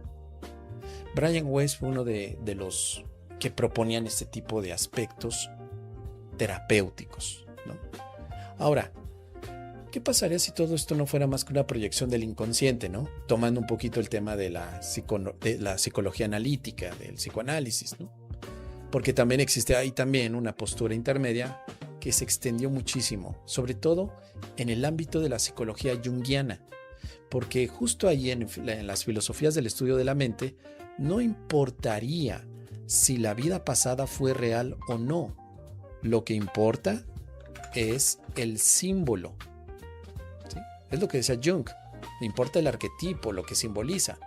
Más allá que sea fidedigno de que recuerdes una vida pasada, pues hay un fenómeno, hay algo que está pasando allí. Entonces ese sería como el ámbito más práctico, sin importar que el fenómeno de la vida pasada exista o no exista, lo que sí existe en ese momento es un símbolo que se te está presentando. Entonces, si en una regresión una persona recuerda ser soldado traicionado en la Edad Media, pues esa narrativa puede funcionar como una metáfora perfecta de cómo se siente su vida actual, que se puede sentir traicionada, a la defensiva, en un conflicto constante. Pero si vemos ese aspecto, podríamos decir que la mente utiliza la figura de una vida pasada para proyectar conflictos o culpas que en la vida presente le resultan demasiado dolorosos, que no los puede enfrentar. Entonces, si tú haces el trauma, por ejemplo, en el siglo XIV, pues el ego baja la guardia y puedes procesar mejor la emoción. Así que bueno, en resumen, ¿qué es lo que vemos con todo esto? Sí hay un fenómeno que se estudia, pero no hay de ninguna manera sustento o base completamente científica para determinar la existencia. Una sesión de regresión a vidas pasadas, por supuesto, lo que sí es un estado de hipnosis que te lleva a estar bastante sugestivo. Se te puede sugestionar en ese momento con un material profundamente interno que tiene tu mente. Además, si el terapeuta te hace preguntas que te dirigen a estar recordando una época, pues seguramente tu cerebro puede estar construyendo ese tipo de recuerdos. Yo por eso dudo de la efectividad, de la validez de las regresiones de vidas pasadas. Me parece que no dice nada. Sería mejor el tratamiento a través de una sesión psicológica más acorde a lo que necesita el paciente. Sería algo que puede ser entretenido, pero que no aporta de ninguna manera una verdadera ayuda a alguien que en este momento tiene problemas. Entonces, desde mi visión práctica es perder el tiempo totalmente con el tema de la regresión a vidas pasadas. No se puede comprobar, no hay ningún tipo de elemento que pueda ser también aplicado, aunque Brian Weiss escriba de estos casos. Me parece que son casos que busca para tratar de mantener la narrativa de que las vidas pasadas están allí, que son elementos que tenemos que revisar. Pero, ¿ustedes qué opinan al respecto? Esa es mi postura. Si ustedes han tomado alguna regresión, déjenmelo aquí en los comentarios.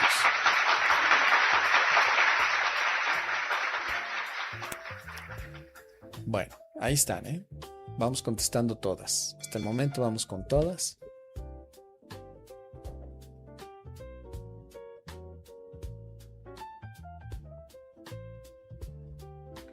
Vamos a ver. El de los libros de conversaciones con Dios. Y luego tenemos... ¿Qué más tenemos aquí? Bueno, ahorita vemos. Nada más estoy revisando. Aquí déjenme poner conversaciones, las imágenes. Conversaciones con Dios. Estas... Ahí están. Y la pregunta... la gran glándula pineal. Ahorita lo vemos. Vamos a escuchar a José Luis. ¿Qué nos dice? José Luis Ortega al Z7 y Mozeta, buen día, quizá ya lo habrás comentado, pero no me toco los libros de conversaciones con Dios filtrados a través de UCDM, ilusión o verdad. Ilusión. Pero bueno, vamos a dejar un poco afuera el curso de milagros. Hablemos acerca de la saga de libros escritos por un hombre que conversó con Dios más o menos en los años 90. La saga de estos libros, Conversaciones con Dios, escrita por Neale Donald Walsch, pues es una de las obras que se consideran cumbres en la literatura espiritual contemporánea y sobre todo del movimiento de la nueva era, porque se escribe en un formato de diálogo donde está el autor y una voz que se identifica con Dios. Es una obra que plantea redefinición radical, podemos decir, en cuanto a los temas de la teología, de la moral y de la naturaleza humana. Pero, ¿qué quiere decir esto realmente? Hay un aporte, para muchas personas ha sido maravilloso haberlos encontrado. Yo los leí, por supuesto, hace muchos años y me fueron de bastante interés. Hoy en día, pues, no lo recomiendo absolutamente a nadie. ¿Pero por qué llegué a ese punto? Bueno, en principio porque vi que los libros tenían como aportes importantes una deconstrucción del modelo judeocristiano tradicional. Es decir, los libros se alejan un poco de la visión de un Dios castigador, de un Dios temible, de un Dios que está en todo momento vengándose de la humanidad. Porque lo que hace el autor, pues, es presentar a un Dios, una divinidad, basada en el amor incondicional. No hay infierno, no hay condenación, no hay castigo. Además, la obra sostiene también que no somos víctimas del destino, tampoco somos el destino de una divinidad que está jugando con nosotros, sino que más bien somos creadores de nuestra realidad. Es lo que propone el libro. El ser humano crea su realidad a través de sus pensamientos, de sus palabras y de sus acciones. Ya por ahí estaba coqueteando con la ley de atracción. Es más, creo que estaban por la época, ¿no? Se llegaron a reunir también estas personas, tanto Neale Donald Walsch como Rhonda Byrne y todos los que promulgaban la ley de la atracción. Llegaron a tener varios encuentros. Ahí en YouTube hay varios. Bueno, pero en los libros de Neale Donald Walsch parece que Dios le está diciendo al ser humano que puede crear su propia realidad. Así que esto hace que el centro de gravedad moral, desde el temor al castigo externo, pues sea una autorresponsabilidad. Ahora tú te vas a ser consciente. No hay un demonio que esté detrás de ti diciéndote que debas de pecar, sino que tú eres responsable por eso. ¿Qué es lo que ha pasado con muchas de las religiones, de la religión institucional, de las estructuras institucionalizadas de la religión? Pues han hecho una crítica muy aguda, señalando cómo a menudo se ha utilizado el miedo, la culpa y la exclusión, pues, para ejercer el control social, ¿no? Esto es lo que dice Neale Donald Walsch dentro del libro, haciendo que el individuo, pues, se aleje de la experiencia directa. Es una crítica que él tiene. Pues es que las iglesias, pues, alejaron al ser humano porque siempre están culpándolo, le están induciendo al miedo. Y ahí es donde el punto fuerte del aspecto literario, con un diálogo coloquial, muy cercano a momentos de humor, momentos democratizados también de conceptos metafísicos complejos, hizo que millones de lectores entraran a esta formación filosófica y reflexionen sobre el sentido de la existencia, ¿no? O sea, como que les gustó mucho a un público lector este diálogo con Dios, que para ese momento fue, en cierto sentido, un aspecto mucho más agradable de poder entender. Dice por aquí, ¿se ve tu pantalla de programación? Sí, aquí se la estoy dejando para que vean toda la... perdón, aquí está. Esta es, gracias. La que tenemos aquí es de todos los comentarios, pero vamos a poner esta de aquí. Gracias, querida Dorita. Entonces, avanzando en este análisis, ¿no? Lo que tenemos aquí entonces son que el libro pues tiene muchas contradicciones, que es lo que ya después pude ver, después de que pasó todo el enamoramiento de este libro, toda la alegría. Empecé a volverlo a leer ya con pensamiento crítico y dije, a ver, ¿qué es lo que este libro me está ofreciendo realmente? Primero, me di cuenta que se postula un relativismo, es decir, no hay nada correcto ni tampoco nada incorrecto. El mal es solo una ilusión, es un instrumento para experimentar el bien. Entonces, ahí es donde el libro se presenta de alguna forma como un relativismo ético peligroso desde el punto de vista de lo acostumbrado en un ámbito religioso. Peligroso, obviamente, para ese ámbito, ¿no? Porque no existen criterios morales, no hay criterios objetivos, o sea, nada es malo, nada es bueno, pero el mal se va a ver como necesario para la bondad. A mí me suena eso un poco más contradictorio. Si nada es malo, nada es bueno, pues entonces no necesitas el mal para que se experimente el bien. O sea, no tendría sentido. Resulta, desde ese punto de vista, pues sumamente difícil justificar la justicia social, condenar actos de atrocidad humana, sino que tendrías que tratar de entenderlo desde el punto de vista que el libro ofrece, ¿no? Una situación de relatividad absoluta en el mundo. Y ahí es donde entonces podemos entrar en un punto de vista mucho más cerrado. Es decir, para mí, que estoy viendo el mundo, pues yo soy el que está creando la realidad. Yo soy el que está creando un concepto de bien o de mal. Y entonces, puedo ver un mundo con dolor creado por mí. Puedo tener una culpa al respecto, porque la palabra creado por mí implica algo que estoy echando hacia afuera, que nació en algún lugar de mi mente, de mi cerebro, y lo estoy viendo afuera. Y eso que veo me puede llevar también a seguir justificando una culpa. Me culpo por haber hecho este terremoto, este desastre, me culpo. Entonces ahí es donde yo empiezo a encontrar muchas contradicciones. ¿Cuál es el valor de Dios aquí? ¿Hasta qué punto el ser humano tendría entonces esa capacidad creadora de manera desordenada? ¿No tendría que haber algún límite en esa parte creativa? ¿No tendría el ser humano que decir, bueno, pues no puedes crear hasta el punto de destruirte? ¿Ya no necesitaríamos entonces a Dios en este punto? ¿Qué significaría Dios allí?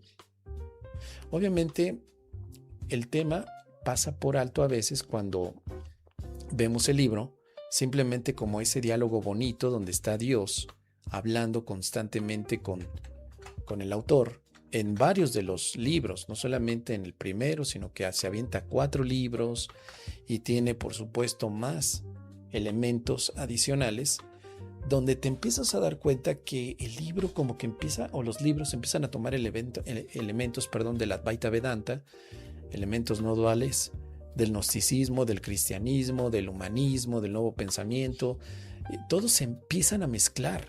Ya cuando vas en el libro 4 es una mezcla de todo tipo de cosas, pero que son inconsistentes unas con otras. Ya no hay una definición de lo que es materia, de lo que es naturaleza del tiempo, de lo que es la individuación del alma, todo se mezcla. Y entonces tienes aquí una idea que te lleva a querer entender entonces cuál es el objetivo de este libro. Hacerme un resumen, todas las espiritualidades mezcladas o tener una revelación personal. Y ahí está el otro punto. El libro hace que el lector no crea ciegamente en usar su propio discernimiento, sino que le da al autor, en este momento, en este caso a Neale Donald Walsch, le está dando de una manera implícita una autoridad.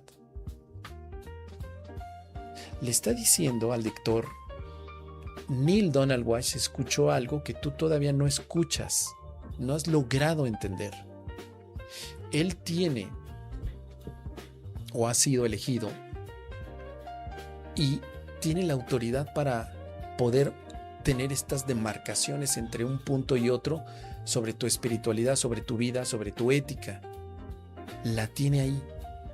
Entonces, obviamente que lo que hace el lector, pues los consume, piensa que de alguna manera le está ayudando esto, pero para mí se queda en un entretenimiento bastante simplón a nivel espiritual. Si bien el primer libro te puede atrapar, a mí el primero me gustó bastante, todos los demás empiezan a decaer en una narrativa cansada, se empiezan a mezclar conceptos y además que a Neale Donald Walsch le empieza a ir bien, empieza a ganar más dinero, empieza a presentarse, empieza a dar talleres, empieza a tener un contacto con más personas que están en este ámbito. Y entonces el libro se convierte en un catalizador de apertura mental. Un bálsamo tal vez hasta psicológico de personas que habían estado traumatizadas por las culpas dogmatizadas de los diferentes credos religiosos para ahora tener un cuadro más optimista de un Dios que te aplaude cuando haces el amor, que te aplaude cuando estás con tu pareja o estás haciendo burlas. Y ahí es donde, sin ser obviamente religiosos, se pierde el propósito. ¿Qué es lo que el libro busca? Yo me preguntaba, ¿cuál es aquí el concepto de Dios en sí? ¿Cuál es el concepto del ser humano? Ya se empieza a perder completamente esas definiciones. Pero el libro funcionó muy bien para su época. A mucha gente le gustó. Y te voy a dar un punto adicional. A mí ya no es un libro al que recurra. Me parece bastante perdido en muchos de los elementos que da. Pero te voy a dar algo más. La manera de escribir, de llegar a ese punto, ¿no sería lo que motivaría a otros escritores, por ejemplo, a uno de apellido Renard, para Desaparición del Universo? Fíjate cómo son narrativas muy parecidas, diálogos entre algo superior, algo que te revela, y tú que eres el que está aprendiendo. Se conocieron, por supuesto, pero antes de que se conocieran los autores, ¿será que el señor Renard le gustaron estos libros? Y de pronto él dijo, pues tal vez va el mío, tal vez el mío. Quizá tengo yo también esta manera de poder presentar un diálogo con información altamente confidencial, o mejor dicho, no confidencial, que me refiero al curso de milagros, con información que todavía no es muy conocida, un material mucho más apagado, escondido. No lo sé. Pero cuando reviso otra vez Conversaciones con Dios, la verdad es que no me queda esa pregunta, porque si el libro de Conversaciones fue por 1990 y tantos, Renard tiene la desaparición del universo en 2003. ¿No será que por ahí vino la inspiración de hacer un diálogo? De tener esas experiencias que, según Renard, en 1992 comienzan con los llamados maestros Arten y Pursag.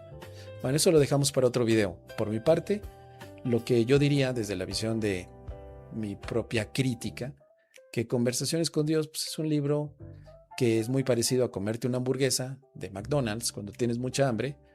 Te quita tal vez en ese momento el hambre, pero no te dio nada sustancioso. ¿Ustedes qué opinan? Déjenme sus comentarios.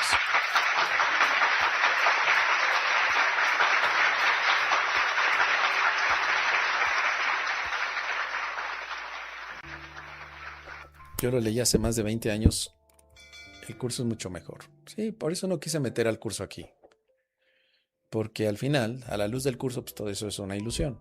Más bien desde una visión crítica, desde lo que para mí representó el libro, ¿no? ¿Qué más tenemos? Es lo que noté, muchas contradicciones en la lectura de varias verdades. No sabía que existían tantos términos. ¿Qué más tenemos? Lo de si una persona no puede. Vamos a ver esto también de una vez de José Luis. ¿Dónde está José Luis? Aquí está. Escuchemos.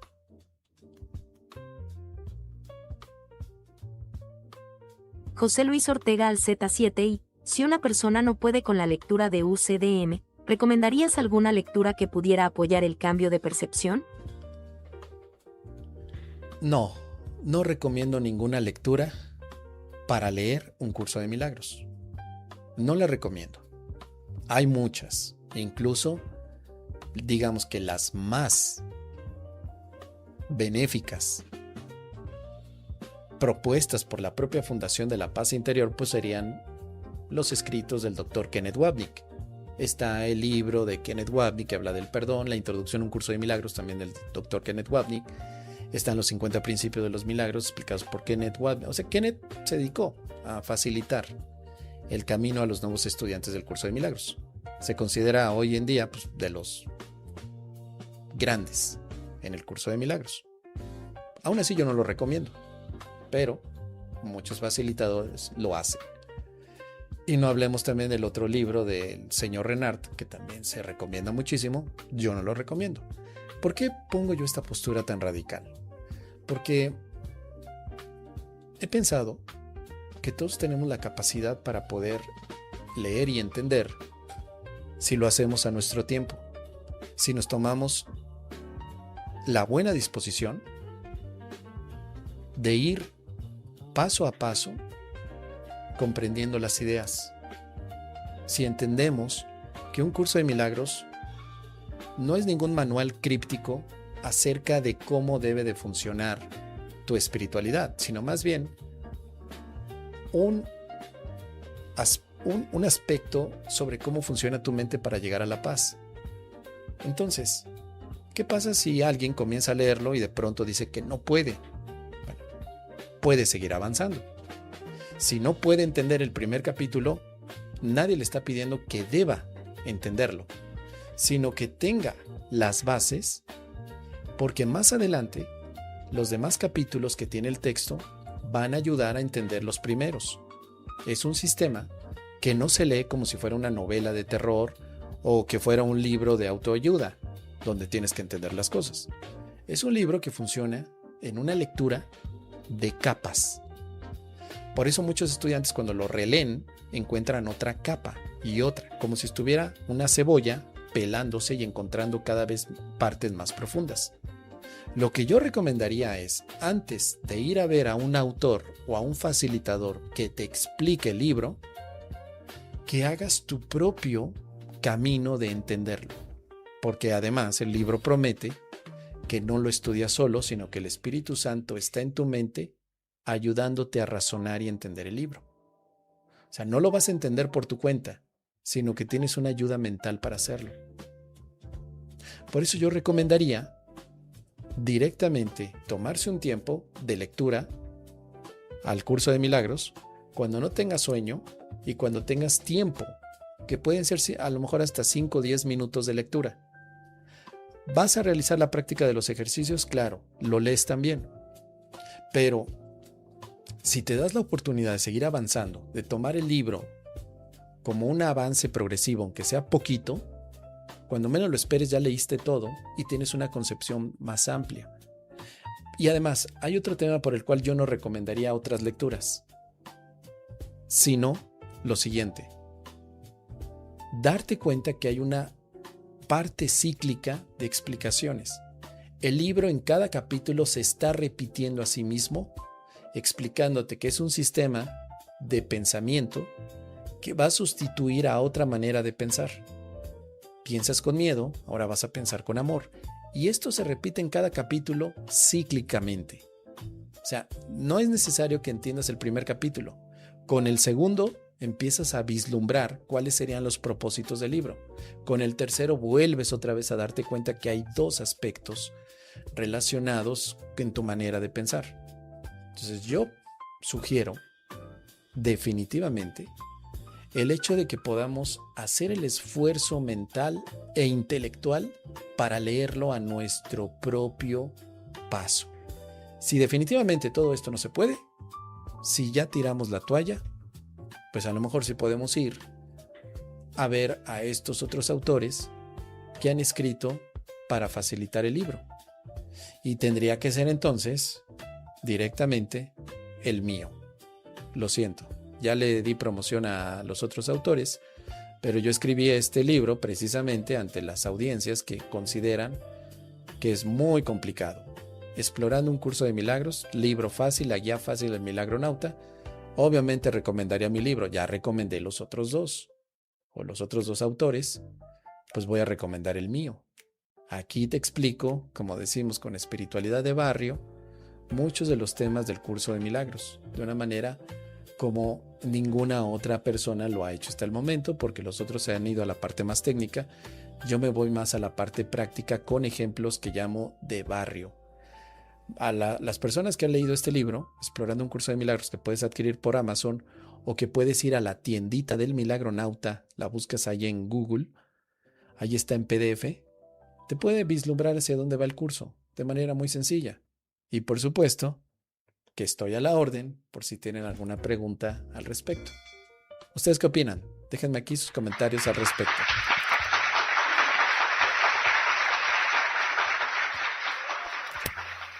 ¿Qué más tenemos? Me encantó el primero. ¿Las tribus nativas de la isla Centinela podrían aplicar un curso de milagros si le enseñaran? Pues yo creo que sí. Jesús dice que es universal, pero los que no tienen los recursos de comprar el libro, ¿que se pudran? Pues no, porque se van a pudrir. Si no que no lo compren, el amor es universal. Jesús, ¿no que muy amoroso? Pues sí, ¿tenemos que comprar su sabiduría? No, pero hay mucha gente que la paga. La sabiduría de Jesús es la misma que tú tienes, Noah. No es distinta, es la misma. ¿Qué más? Yo lo leí hace más de 20 años, mezclo el mole con el pozole, es lo que noté, muchas contradicciones, y ya no. Creo que me faltaba una de la parte de migajas. ¿Está en PDF el libro del curso de milagros? Claro, por supuesto. Ahí te lo buscas. Ah, pues decía, ¿no? Del curso de milagros, tal vez es para Noah, que preguntaba. Pues ahí está, sí, está en PDF, claro. Se puede descargar. ¿Por qué tomamos actitudes sumamente migajeras, no? Creo que con esa me faltó. Vamos a ver.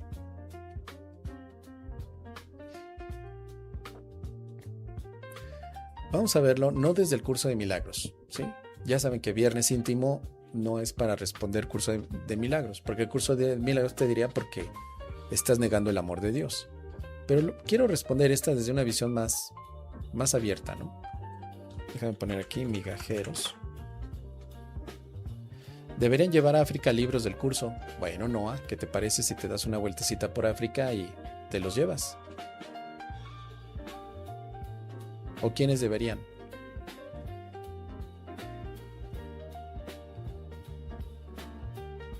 Todos menos tú, ¿no? ¿O quién?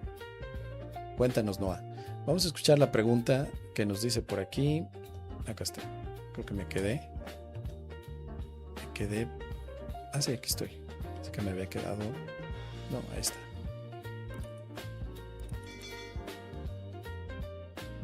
Sí, hay gente que he visto del curso de milagros que lleva libros a ciertas comunidades. Por ejemplo, hay maestros del curso de milagros que lo llevan a las cárceles. Sí, he visto a varios. Bueno, vamos a ver la pregunta que nos hace Patty, ya para terminar. ¿Qué nos dice Patty? Escuchemos. Patty 6698. Hola Mos, ¿por qué tomamos actitudes sumamente migajeras? ¿Por qué tomamos actitudes sumamente migajeras? Es una pregunta interesante que al final puede tener diferentes enfoques, ¿no? Pero por actitud migajera, pues tendremos que entender tratos mínimos, atención a cuentagotas, sobras emocionales, tal vez hasta relaciones donde el esfuerzo es abrumadamente desigual. Son como que estos síntomas de la parte de compensación psicológica que a veces tenemos, ¿no?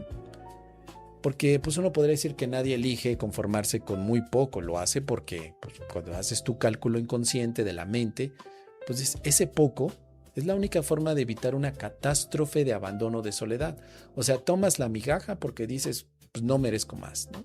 Esa es una visión, es lo que algunos psicólogos consideran. En principio porque hay también toda una cultura del peor es nada. Así básicamente, peor es nada, ¿no? Que es el sesgo de la escasez. Y ocurre cuando la mente opera con una premisa que puede estar equivocada, ¿no? Una premisa de que el afecto, la validación, las oportunidades, pues son recursos finitos y escasos. Quien cree que no hay más comida, por ejemplo, en el mercado, se aferra desesperadamente a las migajas que caen de la mesa porque percibe que la alternativa es morirte de hambre. Ahora también está, por supuesto, la adicción al esfuerzo desproporcionado. Es decir, hacerte adicto, ¿no?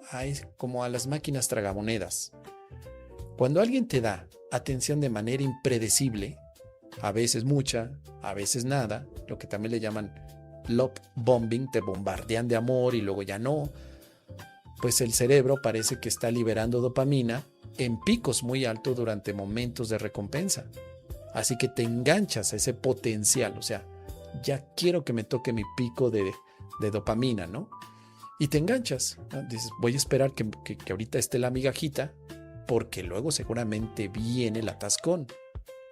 Tenemos también alguna otra visión sobre lo que llaman los economistas el costo hundido, la trampa del costo hundido, ¿no? Es decir, pues yo ya le invertí 2 años a esta relación, tanta paciencia, tantas explicaciones, pues ni modo que me salga ahora de esta relación. Ya le invertí tanto tiempo, pues no, me aguanto, ¿no?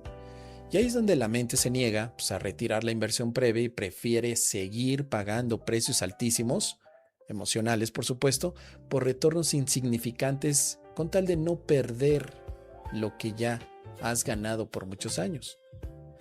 Y si a esto le sumas que puede haber un condicionamiento en la infancia, tal vez una etapa en la que te formaste y estuvo pues el afecto que te daban tus padres condicionado, es decir, el típico, si te portas bien, te quiero, te doy palmaditas, te compro tu helado, tu mantecado, si te portas bien, si te portas mal, ya no te voy a querer.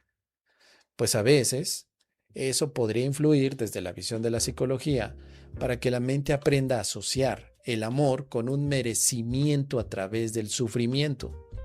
Se supone que pedir lo básico es exigir demasiado. Entonces ahí tenemos obviamente que desde una perspectiva donde la actitud migajera no solamente es sumisión, sino también es un intento desesperado de control, pues empiezas a conformarte con muy poco, te esfuerzas el doble para que la relación o la situación funcione, tienes la ilusión de que tienes el mando, porque eso pasa con el migajero, ¿eh? El migajero dice, no, es que yo controlo aquí, yo sé en qué momento me salgo o mantengo la relación. Ajá, ¿cómo no? Entonces dices, bueno, pues yo como migajero, pues soy más comprensivo, si me porto más comprensivo, si espero un poquito más, pues si cambio esto de mí, si me cambio de peinado, si gano más dinero, pues la otra persona finalmente me soltará un poquito más. Entonces renunciar a esta actitud migajera, pues existe en el deseo de muchas personas, pero no quieren soltar la ilusión del control. Sienten que están controlando a la persona, cuando en realidad pues están justificando su propia actitud que no quieren cambiar.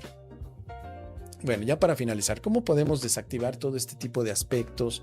¿Cómo podemos dejar atrás? Pues la verdad es que necesitamos sacar a la luz los hechos, no la narrativa. ¿Qué es lo que estamos aportando cada uno de nosotros en esta relación? No qué promesas vienen. ¿Qué en este momento? ¿Qué es lo que estamos dando?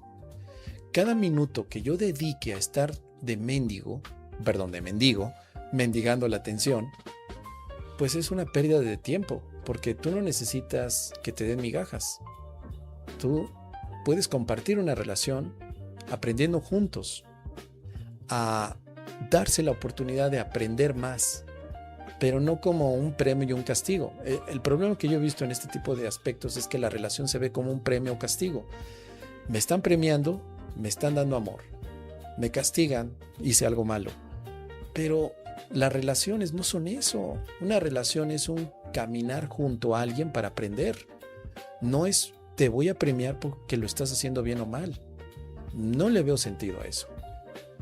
No me van a premiar a mí, sino que la relación de amor afectiva tendría que ver o tener un propósito más profundo que simplemente el apapacho o el castigo. No, es que eso es condicionamiento puro y duro. Así condicionamos a veces a nuestros perritos o mascotas, ¿no? Si te portas bien te doy la croqueta y si no, te regaño. Y así nos estamos poniendo como seres humanos recogiendo migajas, pues me parece bastante injusto. Entonces, darte cuenta de que tu valor no depende de la respuesta del otro.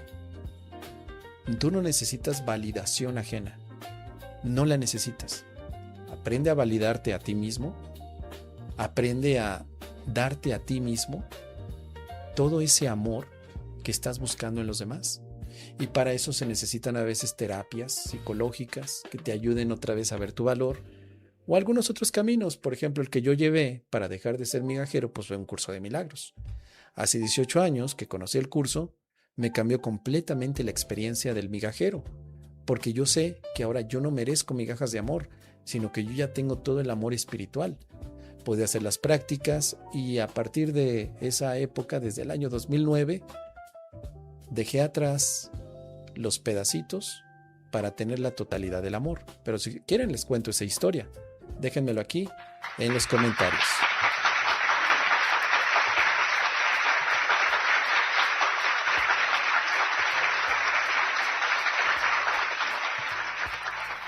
Dice por aquí Soraya, cada uno tiene que aprender a salir del estado de sufrimiento en el que cree estar para ayudar a otros. Gracias, amigo, por todo lo que aporta, dice Marisa. ¿Qué más? Que te echaron y sigues que sigues insistiendo. Sí, cuéntala. Pues la contamos el próximo viernes íntimo porque ya llegamos al final. Pero por supuesto que sí, claro, pues les cuento todas. Tengo muchas historias migajeras. Yo fui de esos migajeros que todo el tiempo estaban detrás de la presa. Todo el tiempo. Pero gracias a la práctica del curso de milagros, eso se acabó. Sí. En un año se terminó la búsqueda de la migaja porque encontré a Dios. Y al encontrar a Dios pude vivir relaciones. Hoy vivo una relación de pareja donde hay esa expresión amorosa, confianza y descanso. Sigue habiendo el aprendizaje, sigo viendo, por supuesto, todos los elementos de perdón, pero de ninguna manera hay petición de migajas, ni de mi parte ni de su parte, no. Migajas a un lado. No somos migajeros, somos el Hijo de Dios. Déjenme en los comentarios y si quieren, el viernes próximo seguimos viendo estos temas. Recuerda que viernes íntimo te doy respuestas fuera del curso de milagros. Y todas las vas a poder ver en mi canal que se llama Modo Mos. Suscríbete a Modo Mos, ahí vas a ver los clips de esta transmisión. Nos vemos, que tengas un excelente fin de semana y recuerda siempre primero tu paz y después lo demás.